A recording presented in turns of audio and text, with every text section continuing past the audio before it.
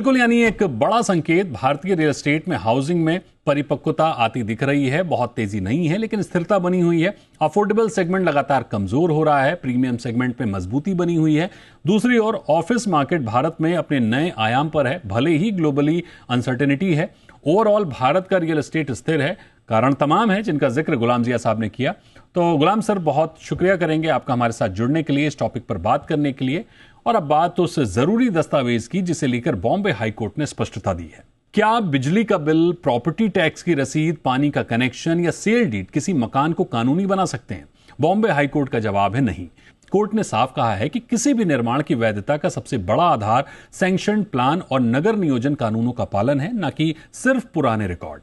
मरम्मत के नाम पर एरिया बढ़ाना भी कानून की नजर में स्वीकार्य नहीं है। लेकिन इस फैसले ने एक बड़ा सवाल खड़ा कर दिया है कि अगर नगर निगम वर्षों तक टैक्स वसूलता रहे और बाद में उसी निर्माण को अवैध बता दे, तो जिम्मेदारी सिर्फ मालिकों की होगी या फिर सिस्टम की भी होगी?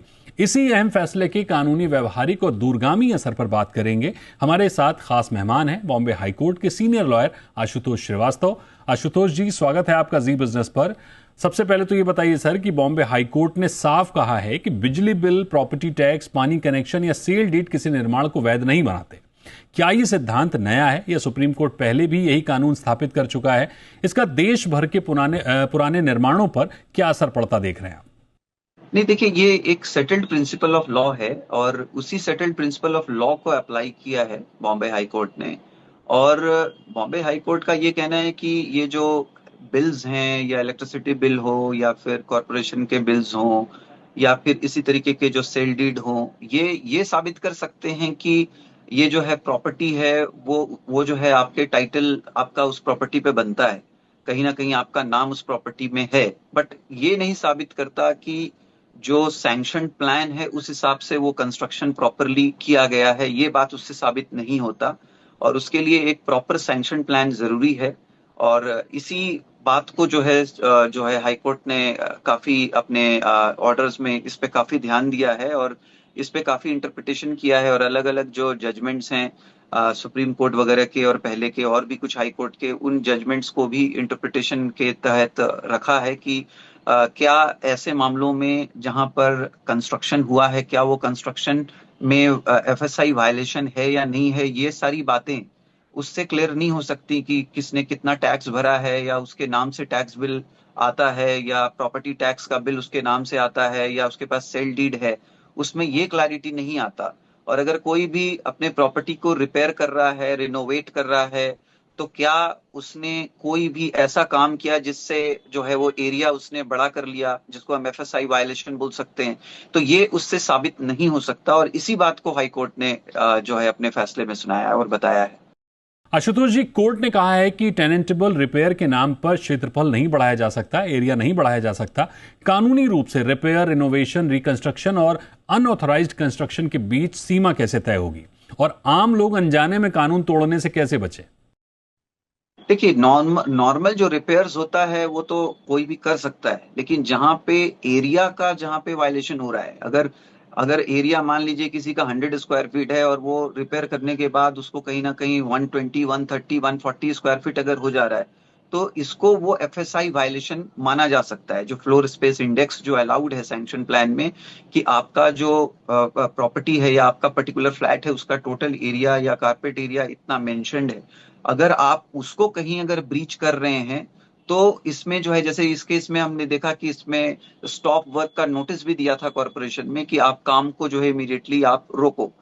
तो इन तमाम जो बातें हैं, इस पे ही हाई कोर्ट ने जो है टेक्निकलिटीज में जब देखा, तो उनको एक प्रॉपर सैंक्शन प्लान नहीं दिखा, क्योंकि ये बहुत ही पुराना कंस्ट्रक्शन था और उसमें एक प्रॉपर डॉक्यूमेंटेशन जो ये बता पाए कि इसका एरिया टोटल कितना सैंक्शन हुआ था और क्या स्पेसिफिकेशंस थे।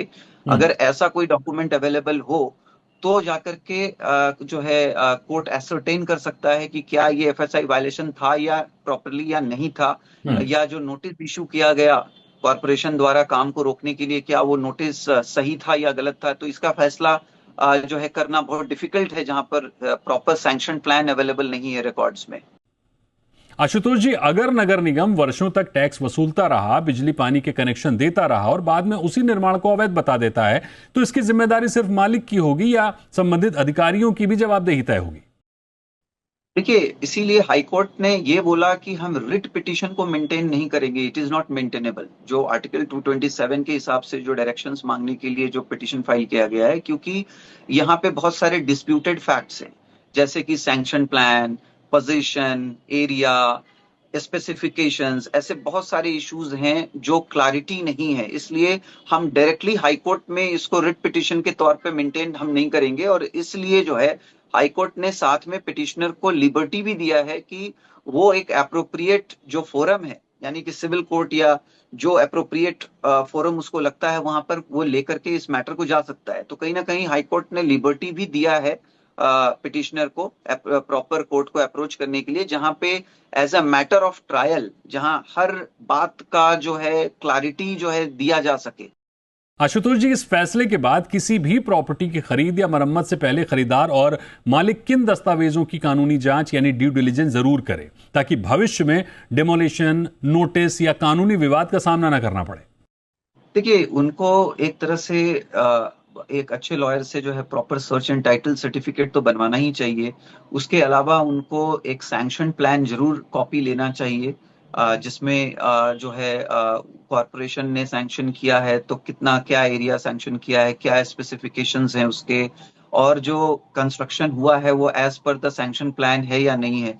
तो मुझे लगता है इन बातों का अगर ध्यान रखा जाए तो इतना काफी है। और उसके अलावा जो टाइटल के जो डीड्स हैं, वो तो जो हमने अभी देखा, सेल डीड और ये जितने भी बिल्स और सारी चीजें, वो तो अलग है, लेकिन इसके अलावा जो सैंक्शन प्लान है वो भी एक बहुत ही इंपॉर्टेंट डॉक्यूमेंट है, जिससे ये क्लैरिटी मिलता है कि ये जो बिल्डिंग या जो प्रॉपर्टी आप खरीद रहे हैं, जो बनाई गई है, वो उसको जो है सैंक्शन मिला हुआ है और वो अप्रूव्ड प्लान के साथ बनाया गया है।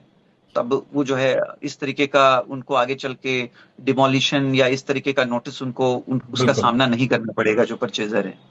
बिल्कुल, यानी सबसे अहम बात कि प्रॉपर्टी पर मालिकाना हक साबित करने वाले दस्तावेज उसके निर्माण को लेकर स्पष्टता नहीं देते। लिहाजा अगर आप घर खरीद रहे हैं तो सैंक्शन प्लान को भी जरूर चेक कर लें, नहीं तो कानूनी मुश्किलों में पड़ सकते हैं।